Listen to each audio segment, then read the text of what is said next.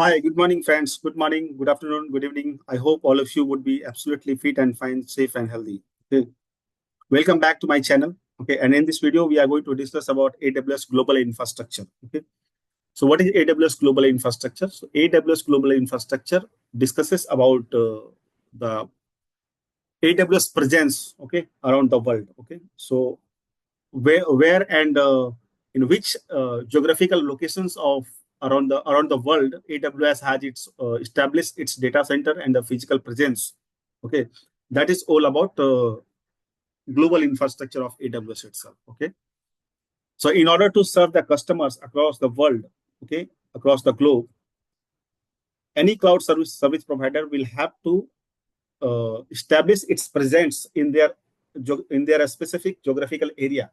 Like see, if AWS wants to serve the customers in India itself, okay, so he must have to set up his own data centers or the physical locations in somewhere in the India location itself, India.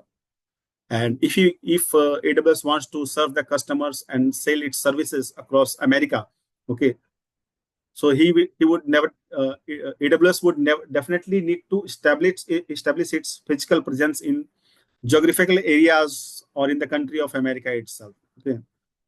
So with AWS Global Infrastructure, we will discuss about its global presence of AWS, that where in which areas of and the physical locations around the world AWS has its own data center established, okay, and different physical entities.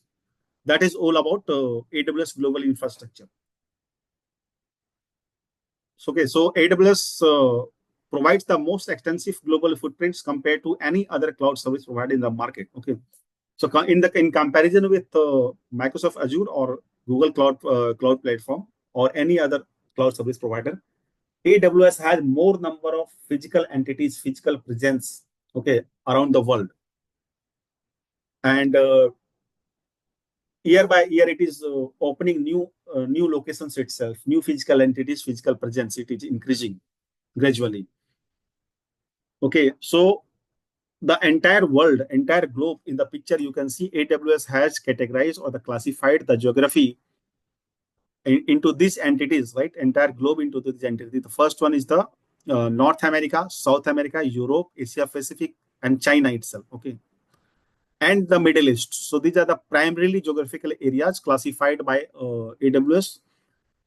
Okay, to set up its geographical regions and the data centers.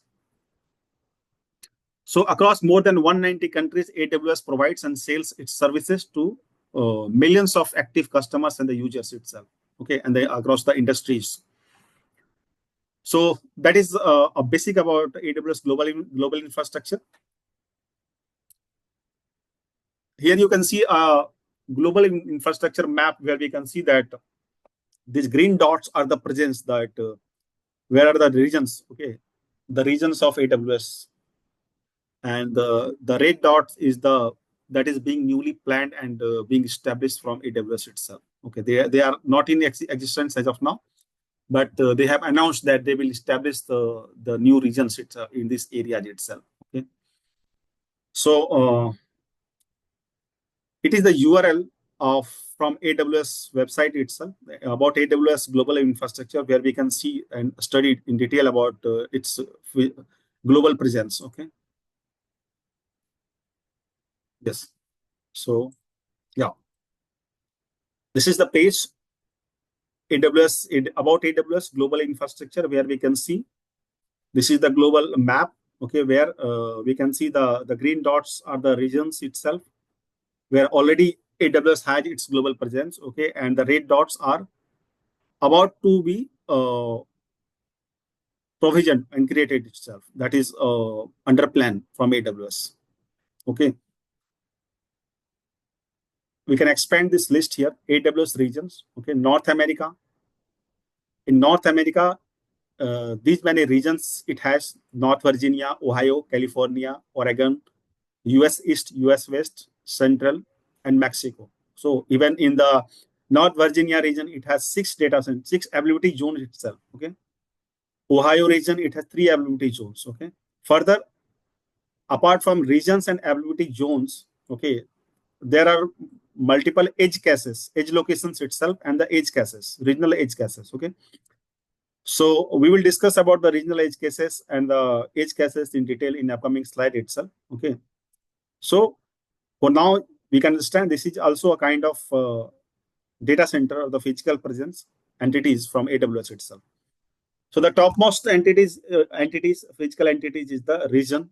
Okay, and within the region there are availability zones. Okay, and after that there are edge locations and the regional edge cases. Okay, so that is about the North America. Okay, and furthermore regions are there. Canada Central, it has 3 availability zones. AWS Global Cloud, it has 3 availability zones itself. Canada West, it has 3 availability zones. So in each every region itself, it has multiple availability zones. Let three somewhere it is 3 availability zones, somewhere it is 6 availability zones. Okay, and in Asia Pacific and China, this is another geography where region-wise regions and availability zones. Hong Kong region, Melbourne, Mumbai region, it has 3 availability zones itself. Okay, Seoul, 4 availability zones. Singapore, it has 3 availability zones. Okay, so availability zones are the in a region like Mumbai region. There are 3 at the 3 places. It has its own data center. Okay, and there is a big distance between the availability zones itself. Okay, that is also for some specific region. We will discuss about that in our upcoming slide. Okay, that there is a significant distance between 2 availability zones in each region. Okay, and it has its very important purpose. Okay, so that also we are going to discuss edge locations. These many edge locations are there in Asia Pacific and China, and regional edge cases like Mumbai, India, Singapore, Seoul, South Korea, Tokyo, Japan, Sydney, and Australia. These are the places of regional edge cases. Okay, and further there are edge locations itself. So these are the details, the complete the list about the regions of AWS itself and regions and their availability zones, edge locations, and the regional edge cases. Okay, so all these points we are going to discuss in upcoming slide itself.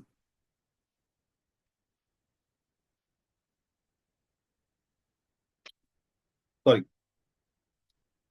So I'll put the description of this link in the description of this video itself. So you can also go through this link and understand in detail about the AWS global presence, all details about all the regions and availability zones itself.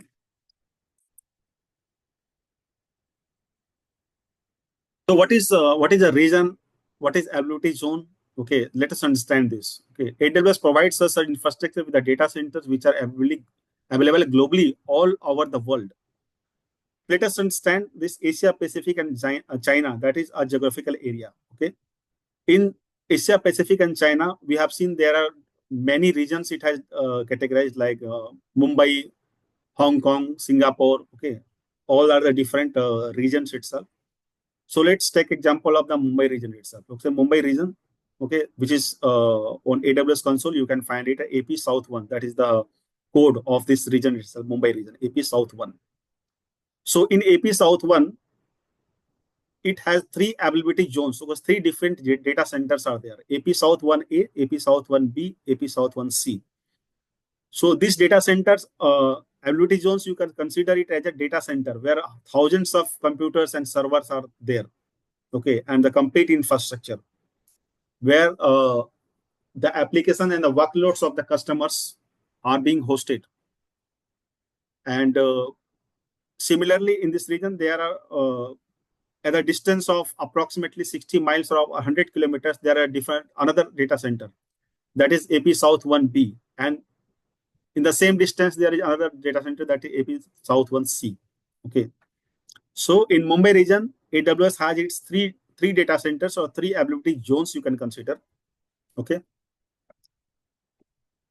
So and we can see there's a big distance between the 2 data centers. That is why, because let us say we are a customer of AWS, okay, and we have hosted our business application on AWS itself or AWS infrastructure, okay, and primarily we have hosted our application on a availability zone 1, AP South 1A, okay, and in terms of making the application highly available and the fault tolerance, what we have done, we have replicated the same application, same infrastructure of the application in a different zone, AP South 1B itself. Okay.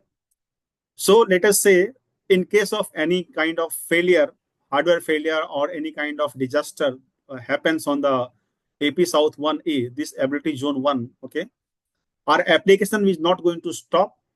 What AWS does, AWS serves the entire business workload from the this replicated ability zone itself, because uh, we have opted to host the application on parallel to the secondary ability zone itself, ability zone 2.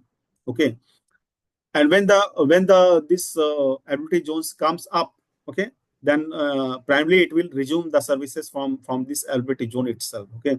So for that purpose, in order to disaster recovery or any to meet the application fault tolerance, uh, these ability zones are hosted and founded in a big distance and a significant distance from one another itself. So that is the reason itself. So in Mumbai, we can see 3 ability zones are there. Okay, we don't have the addresses of these ability zones itself, because they are not disclosed by AWS for the security reason. Okay, AWS don't disclose publicly the where is the that physical locations of this ability zone itself. Okay, so AWS provides us a facility of multiple availability zone. Also, if in case one availability zone fails, another availability zone carry the workload and continue our workload. This is the main benefit of global infrastructure of AWS. Okay, that the same we discussed. Like if one availability zone fails, or if any kind of disaster, of power failure or the network failure or something, okay, in that case, there is nothing is going to stop our application or the business application to run. Okay, AWS will run the application from the secondary availability zone itself. Okay. So we can set up the replica or application in 2 different availability zones during provisioning itself. Okay, and in this way, AWS provides the complete fault tolerance service. Okay, and highly available service for our business application. So that is all about the AWS region itself. So like Mumbai is a region.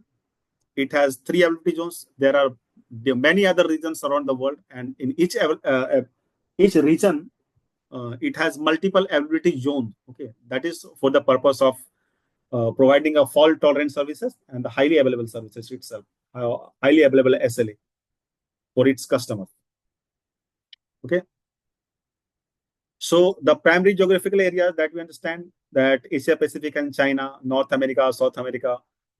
And let's take an example of the Mumbai region. In Mumbai region, it has three availability zone itself. Okay, and in availability zone, it has its own data center itself. Okay, apart from this region and availability zone, there are another physical locations like edge locations. Okay, edge locations are also kind of data center. Okay, that is for dedicated for some specific service. Okay, a specific global service. Okay, global services from AWS like S3 storage, okay, CloudFront, AWS Lambda. Of course, these are the global services from AWS. Okay, and edge locations are primarily being used to cache the objects. Okay, cache the object in its cache, and to serve the nearest audience in very low latency. Okay. So at the moment, edge locations are part of AWS content delivery network for low latency, high throughput content delivery. Edge locations are all over the world close to the users. They leverage Amazon's ultra-fast global network backbone to deliver data and cache them in a location that is close to the user. Okay, so services are the that use edge locations are Amazon CloudFront and the Lambda. Lambda Edge CloudFront is the AWS Global CDN, content delivery network for caching dynamic or static content. Lambda Edges the edge computing to run code on low latency computing resources itself. So what is this? Let us understand. There are two global services from AWS. That is AWS Lambda, okay, and S3 itself. Okay. So let us assume we have a website. we are running a photo sharing website that stores images in a S3 bucket. Okay, so S3 bucket is a storage device. Okay, object storage where we can store images, text files, documents, or any kind of object here there. Okay, and that this application is hosted in the US. Most of our end users are in the Singapore. So application is hosted in US itself primarily, US region. Okay, and end users, the targeted audience are residing in the Singapore itself. Okay, so the first time users download the images, so the users who are visiting this website, okay, and during the when they are visiting the website, the application is downloading the images, okay, directly from the US server, okay, from the S3 object itself in the US through the CloudFront network, and cached in the edge location in Singapore. So there is an edge location that is a kind of data center that is residing in the Singapore itself, okay, and all those images are being cached in the Singapore location itself, okay. So later on, other user in Singapore will download them from the edge location instead.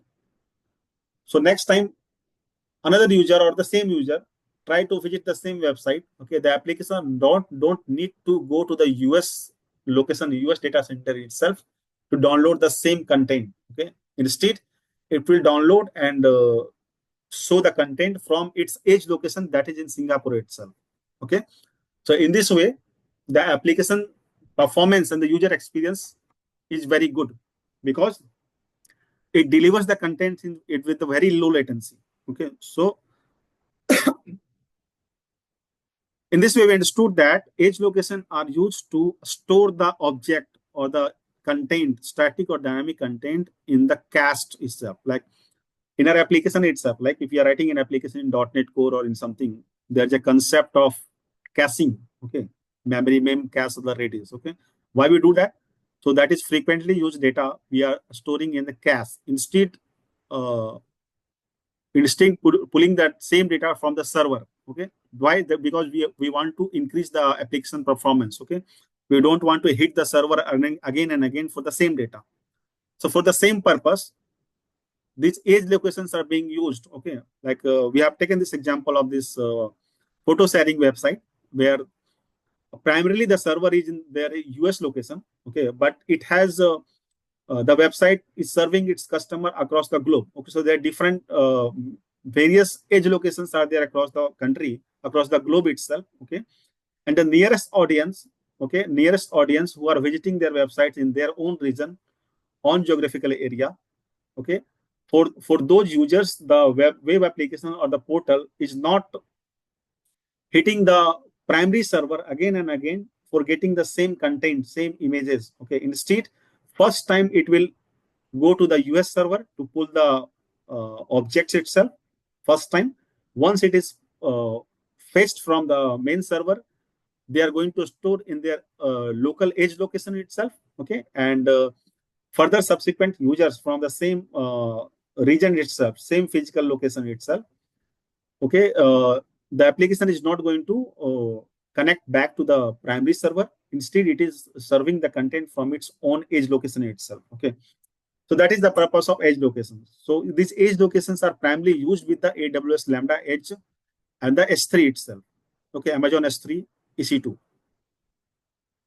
So that is the purpose of edge location itself, okay. So above multiple edge locations, there are regional edge cases also, regional edge cache. So we can see in the diagram,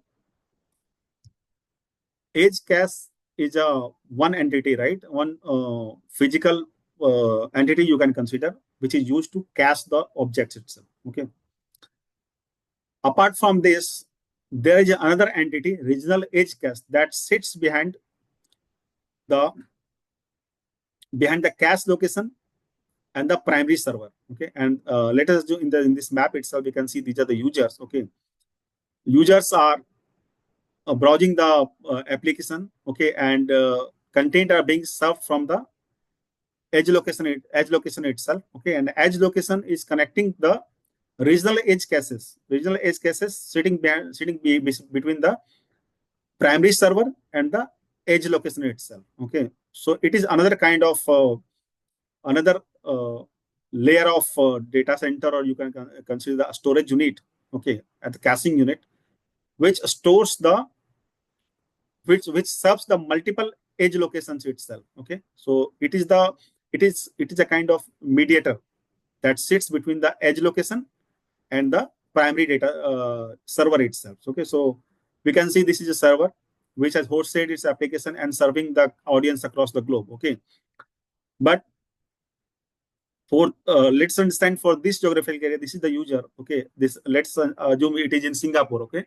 so all the users in Singapore are serving the website from this server itself. Okay, and in between there's a edge location which is requesting the content first time from the server. Okay, and so this edge location requesting the content from the regional edge cache. Okay, regional edge cache requests the static or that dynamic contents first time from the server itself. Okay, and once being fetched, regional edge cache stores all the fetched content in its own cache, and further subsequent cache edge locations are when required from the different geography the users are requesting.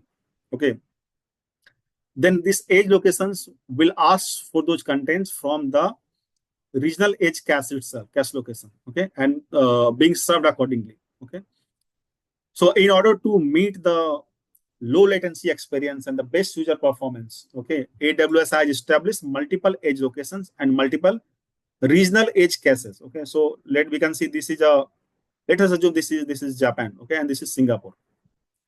So there is a edge location for all the Japan audience, and there's an edge location for all the Singapore audience itself. Okay, and there is one regional edge caches that is handling the edge locations from Japan and the Singapore itself. Okay, so in this architecture, AWS has configured and established its regional edge caches and edge caches location itself. Okay, and these regional edge caches and caches family for the two services itself. That is for AWS Lambda Edge and S3 CloudFront service. Okay, so CloudFront is a service that is called the Content Delivery Network. Okay, that is being used with this edge locations in order to cache the contents. Okay, so we will study about the CloudFront, AWS CloudFront, in different topic, different videos itself. Once we will jump into the individual services session. Okay, so that was about the geographical classification and of the physical locations of AWS Global Infrastructure. The first one is the primary division, like North America, South America, Asia Pacific, and China. And after that, regions like Mumbai region, Hong Kong region, and various regions are there across the globe. And within the region, there are different availability zones. Okay, and apart from the availability zones, there are edge locations and the regional edge locations itself. Okay, that is for the to meet the low latency experience for the users or the customers across the world. Okay, I hope you understand about this. Next, we can see the benefits of AWS infrastructure. Some major benefits are the scalability, like flexibility to adjust and scale the infrastructure capacity to maintain the steady and predictable performance requirement of the workload. So if we are going to host any website or the e-commerce portal or any application or website for our business, okay, it may be that in case of on-premise hosting, it may be that we have purchased more resources. That is not that is more than enough for our workload. Okay, or in opposite, it may be the situation like we have purchased very less resources. Okay, that is not fulfilling the complete requirement of the business application itself. Okay, so there are two kinds of situation, like over provisioning and under provisioning. Okay, in the both the way, we have some additional workload, like if we have over purchased the resources for our on-premise data center for running our application of the business. Okay, it is the waste of money. Okay, and if we have purchased the less resources for the application of the business, then it is an extra activities, extra burden, like we have to reconfigure, okay, remanage the resources itself. Okay. So when we're going with the AWS cloud, it is not the case. Okay, the resources and the infrastructure being configured as on demand only. Okay, it is not like over provisioning and under provisioning. Okay, so if that happens, like in case if you have configured a server, okay, or configured a resource which is more than enough for the requirement of the application which you have posted on AWS. Okay, there are various other various recommendation tools, okay, and the alerts and alarms techniques from AWS that keeps you reminding that you are not using this kind of resources, this much of resources, and you have over provisioned the resources, so you can go and control that resource provisioning itself. Okay, and also it is very scalable in terms of the application load and the traffic increases. AWS resources automatically scales up and scales down itself. Okay, so when there is a more traffic and a more load on the application, okay, the resources can scale automatically. Okay, and AWS is going to charge you only for those particular duration when the resources are being scaled up. Okay, and when the workload goes down, okay, and the traffic goes down, okay, the applications the resources automatically scales down. Okay, and when the resources are being scales down, okay, obviously AWS is going to charge you less. Okay, it is not going to charge you for the period where the resources are not being consumed. Okay, it is completely scalable, and it is also cost effective also in terms of that, because it is pay as you go and pay per use model, right? Reliability, like we discussed that AWS has a number of availability zones and regions, physical presence itself. Okay, and we can configure our application to be deployed across multiple availability zones. Okay, so that in case of any failure and any kind of disaster, okay, our business, our applications are steady and keep on running. Okay, so that is all about the reliability. Okay, and the content are being served to the customers at the highest network availability from the AWS itself, and without any kind of failure. That is all about the reliability.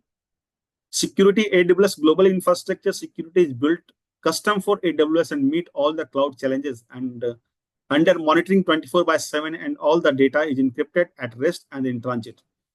So whatever security implementations are there from the AWS, all those security have been provisioned at further, especially for with the perspective of AWS infrastructure itself. Okay, so any data which is leaving the AWS data center, okay, and being transferred to different availability zone or different region, okay, that is completely encrypted right from at rest and in transit itself. Okay, and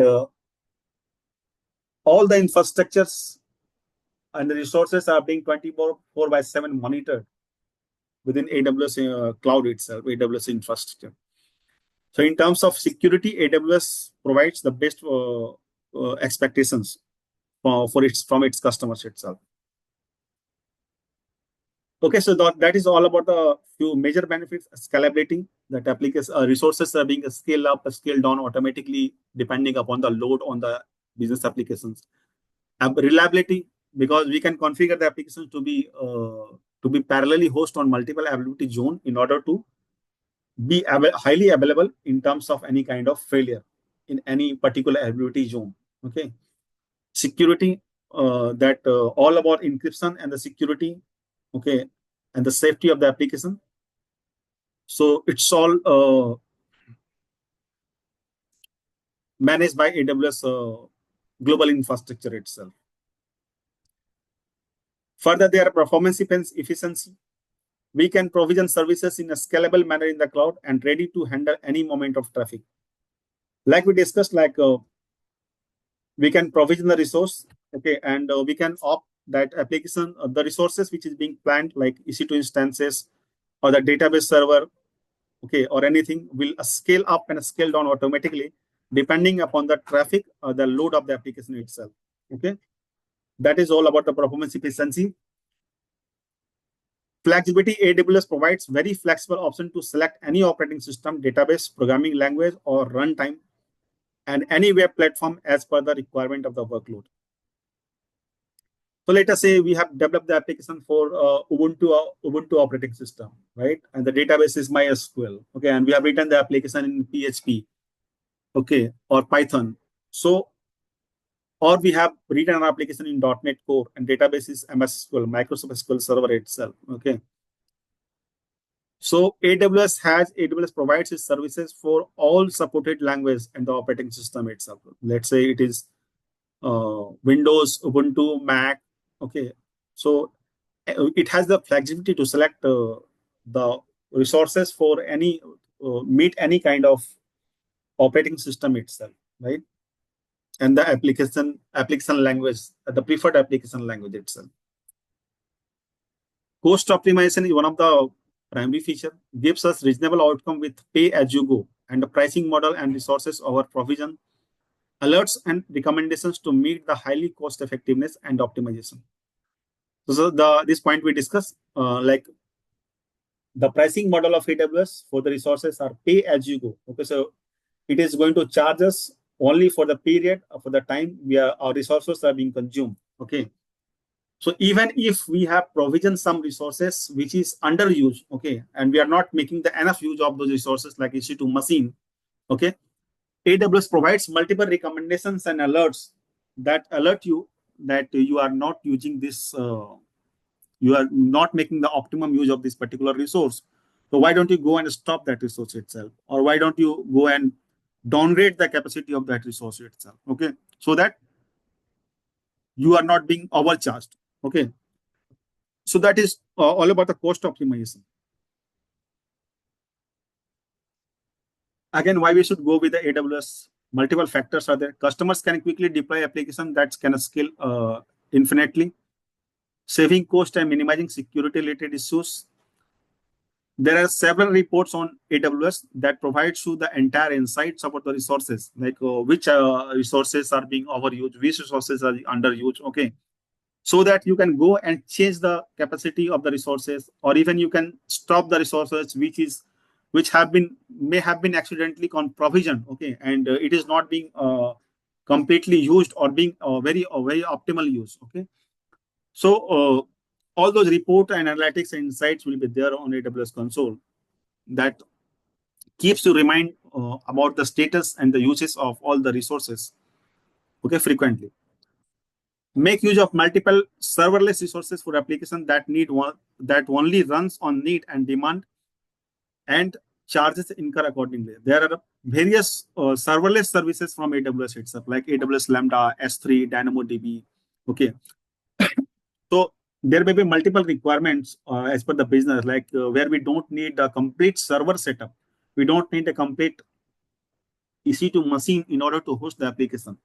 Even you can go with the serverless resources like AWS Lambda, S3 object storage. Okay, so you don't need to a particular SSD or HDD to store your data. Even in that place, you can use the S3 itself. Okay, to store your objects or images. Okay, and for the database itself, the serverless database, if your database is lightweight, you can go for the DynamoDB. If your application architecture demands that, okay, and fulfills the requirement. So there are two categories: server-based and serverless. So we can opt accordingly that which way we should go. Okay, so that was all about AWS Global Infrastructure. We have covered the major part about AWS geographies, AWS region, availability zones, edge location, okay, regional edge cases itself, okay, and some major benefits about AWS infrastructure like a scalability, reliability, security, performance efficiency, flexibility, cost optimization, okay. I hope you like and enjoyed this video. Guys, if you have not subscribed to the channel, I would request humble that you please like this video and subscribe to the channel so that you will be automatically notified for all of my upcoming videos of this playlist or this channel itself. Okay, and it is also for motivating the team. Okay, it really encourages us to make more such interesting videos for the community and our developer friends. Okay, so with this, I'm going to conclude this video as of now. I'm looking forward to connect you on my upcoming videos. Thank you very much for watching this video. Thank you.